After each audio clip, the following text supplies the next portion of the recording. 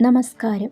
ഭാരതീയ പുരാണ സാഹിത്യത്തിലെ അതിപ്രധാനമായ ബ്രഹ്മവൈവർത്ത പുരാണത്തിലേക്കും സംസ്കൃത ഭാഷയുടെ ഗഹനതയിലേക്കും നിങ്ങളെ സ്വാഗതം ചെയ്യുന്നു.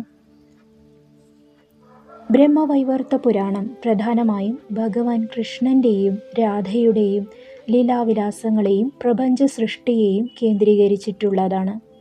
ഇതിലെ ആദ്യ ഭാഗമായ ബ്രഹ്മഖണ്ഡത്തിലെ 1-ാം അധ്യായം ആരംഭിക്കുന്നത് ശൗനകാദി മുനികൾ സൂത പൗരാണികനോട് ചോദിക്കുന്ന ചോദ്യങ്ങളിലൂടെയാണ്. നമുക്ക് ആദ്യ ശ്ലോകം തന്നെ പഠിച്ചു തുടങ്ങാം. പുരാണങ്ങൾ തുടങ്ങുന്നത് സാധാരണയായി ഒരു മംഗളാചരണത്തോടെയാണ്, അതായത് ദൈവവന്ദനം. ബ്രഹ്മവൈവർത്ത പുരാണം പരമാത്മാവായ ശ്രീകൃഷ്ണനെ വന്ദിച്ചുകൊണ്ടാണ് ആരംഭിക്കുന്നത്. ബ്രഹ്മവൈവർത്ത പുരാണത്തിലെ ആദ്യത്തെ ശ്ലോകം പ്രപഞ്ചകാരണമായ പരബ്രഹ്മത്തെയും പ്രകൃതിയെയും വന്ദിച്ചുകൊണ്ടുള്ളതാണ്. ഇതിലെ ബ്രഹ്മഖണ്ഡത്തിലെ 1-ാം അധ്യായത്തിലെ ആദ്യ ശ്ലോകം നമുക്ക് പഠിച്ചു തുടങ്ങാം.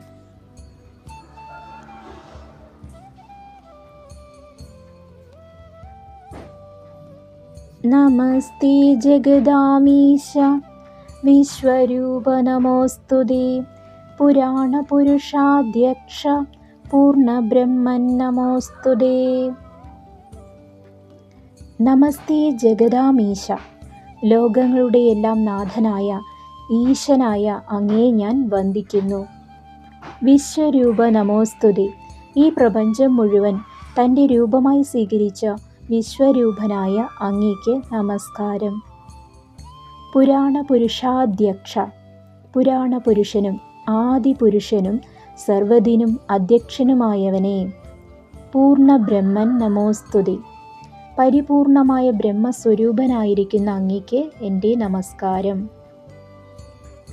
ശ്ലോകത്തിൻ്റെ സാരം: ഈ ലോകത്തിൻ്റെ സൃഷ്ടി സ്ഥിതി ലയങ്ങൾക്ക് കാരണഭൂതനും പ്രപഞ്ചം മുഴുവൻ നിറഞ്ഞു നിൽക്കുന്നവനും സർവാധിപതിയുമായ പരബ്രഹ്മത്തെ വന്ദിച്ചുകൊണ്ടാണ് ഗ്രന്ഥം ആരംഭിക്കുന്നത്. ബ്രഹ്മവൈവർത്ത പുരാണത്തിൻ്റെ സവിശേഷത അനുസരിച്ച് ഇവിടെ പരബ്രഹ്മം എന്നതുകൊണ്ട് അർത്ഥമാക്കുന്നത് ശ്രീകൃഷ്ണനെയാണ്. ഈ പുരാണപ്രകാരം ഗോലോകനാഥനായ ശ്രീകൃഷ്ണനാണ് പരമമായ സത്യം. അവിടുത്തെ ഇച്ഛയിൽ നിന്നാണ് പ്രകൃതിയും പിന്നീട് ബ്രഹ്മാവ്, വിഷ്ണു, ശിവൻ തുടങ്ങിയ ദേവന്മാരും ഉണ്ടായതെന്ന് ഈ പുരാണം സമർത്ഥിക്കുന്നു.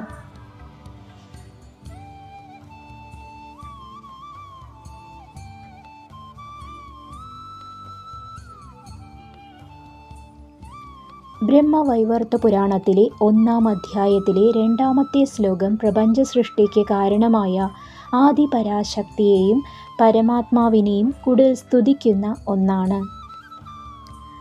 യദ്രൂപം നിർഗുണം ബ്രഹ്മ ജ്യോതിരൂപം സനാതനം തദേവ സഗുണം രൂപം ഭക്താനുഗ്രഹഹേതവേ.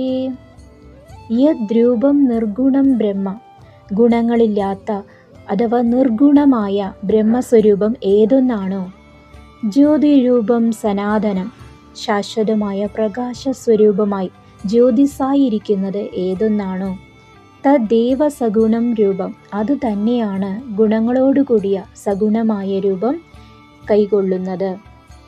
ഭക്താനുഗ്രഹ ഹേതവേ, ഭക്തരെ അനുഗ്രഹിക്കുന്നതിന് വേണ്ടി. ശ്ലോകത്തിൻ്റെ സാരം: നിർഗുണവും രൂപമോ ഭാവമോ ഇല്ലാത്തത്, സനാതനവും ജ്യോതിർമയവുമായ ആ പരബ്രഹ്മം തന്നെയാണ് ഭക്തന്മാരെ അനുഗ്രഹിക്കാനായി സഗുണരൂപം, രൂപത്തോടു കൂടിയ ഭഗവാൻ ധരിക്കുന്നത് എന്ന് ഈ ശ്ലോകം വ്യക്തമാക്കുന്നു. ബ്രഹ്മവൈവർത്ത പുരാണത്തിൻ്റെ പശ്ചാത്തലത്തിൽ ആ നിരാകാരമായ ജ്യോതിസ് ഭക്തർക്കായി ശ്രീകൃഷ്ണനായി അവതരിക്കുന്നു എന്നാണ് ഇതിൻ്റെ പൊരുൾ.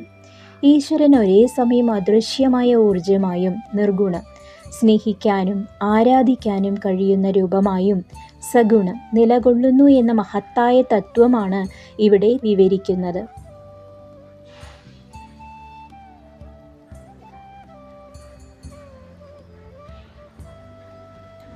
ഈ പുരാണത്തിലെ തുടർന്നുള്ള ഭാഗങ്ങളിൽ രാധയുടെ ഉൽപ്പത്തിയെക്കുറിച്ചും പ്രകൃതിയുടെ വിവിധ ഭാവങ്ങളെക്കുറിച്ചും വിവരിക്കുന്നുണ്ട്.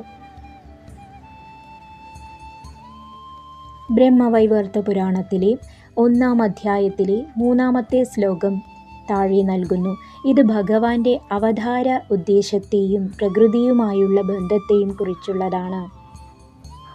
പരമാത്മാവായ കൃഷ്ണൻ്റെ ലീലകളും പ്രപഞ്ച സൃഷ്ടിയുടെ രഹസ്യങ്ങളും ഈ പുരാണത്തിലൂടെ നമുക്ക് വരും ദിവസങ്ങളിൽ കൂടുതൽ അറിയാം. ഇന്നത്തെ ഈ ഭാഗം നിങ്ങൾക്ക് ഇഷ്ടമായെങ്കിൽ ഇത് മറ്റുള്ളവരിലേക്കും പങ്കുവയ്ക്കുക. അടുത്ത ശ്ലോകങ്ങളുമായി നമുക്ക് വീണ്ടും കാണാം. നന്ദി, നമസ്കാരം.